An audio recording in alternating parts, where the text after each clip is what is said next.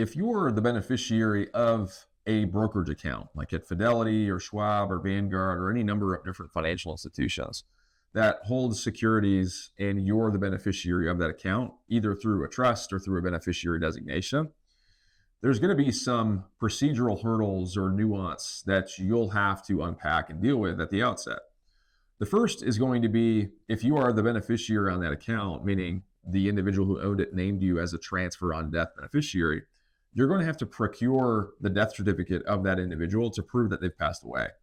You're also going to have to fill out any administrative paperwork that the custodian or financial institution may have to transition that account from that person to you.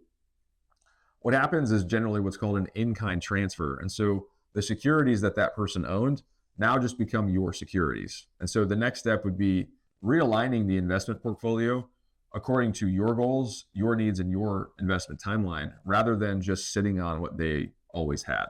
There will be an advantage to doing that in the short term because the taxes will not be as great. Most securities are going to get what's called a step up in cost basis at the death of their owner. So it will allow the beneficiary to sell them without as much capital gains tax consequence.